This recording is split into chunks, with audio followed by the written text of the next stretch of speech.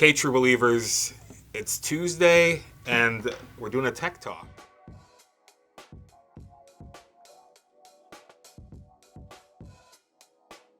Today I'm going to talk about this new camera I bought. I got the Canon R8.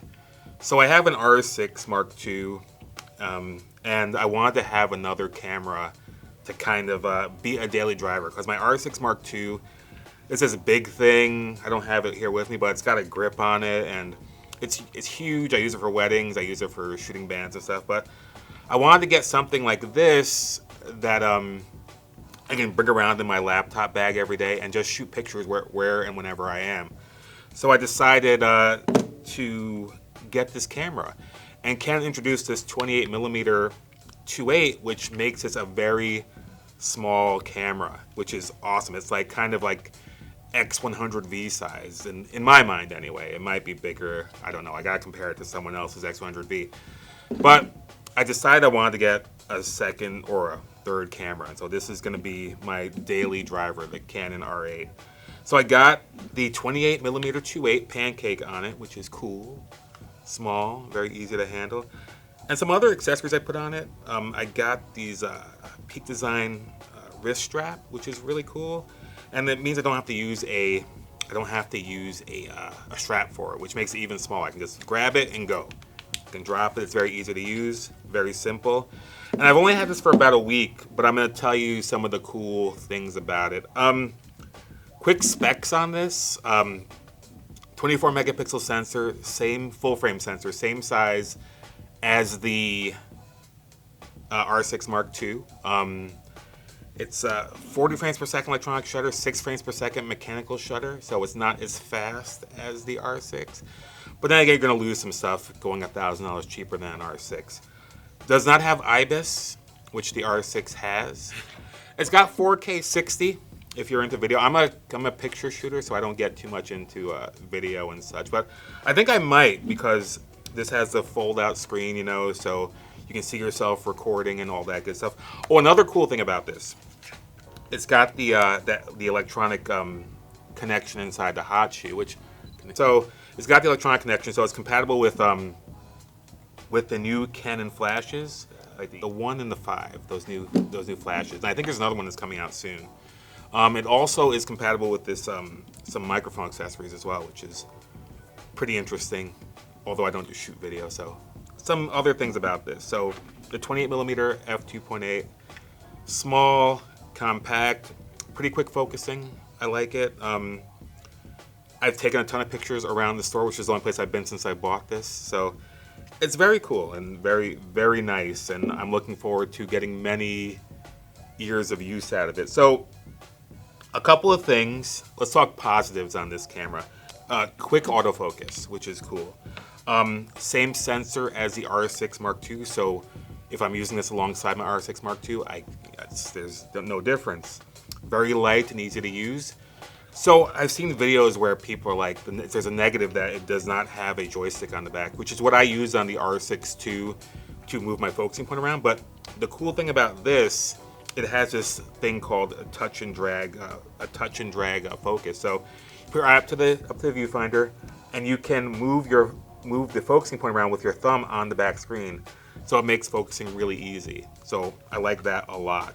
Things that people don't like about this camera, not necessarily bad for me, but it lacks IBIS, so it doesn't have in-body image stabilization, which helps with the video a lot. It also helps with pictures a lot, but in my mind, I shoot a lot of people. Like, I shoot bands, I shoot weddings. IBIS won't help me freeze these things or let me shoot a lower shutter speed in these situations. For like, if I'm shooting landscapes and stuff, it would be great for that, but it doesn't help me a whole lot. So it has one card slot, and it's right next to the battery door. So if you are trying to get into the card slot, you have to open up the battery door, which makes it kind of tough to switch on the fly. So if your camera is on a tripod and you're recording video or something, it is a little bit of doing to change the battery and the card inside the camera. The camera has an LPE17 battery, not the LPE6, which is kind of a downer for me because I have a ton of LPE6 batteries from my many years with 5D Mark IIs, 3s, and 4s, and and the R6 and R6 Mark II, they take the LPE6. It takes an LPE17, which is the same battery as the RP.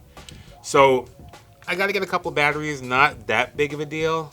I can live with it. It's not something I'm using professionally. I'm using it as my daily camera that I'm taking around with me everywhere I go. So not the end of the world for me anyway. Not the end of the world for me.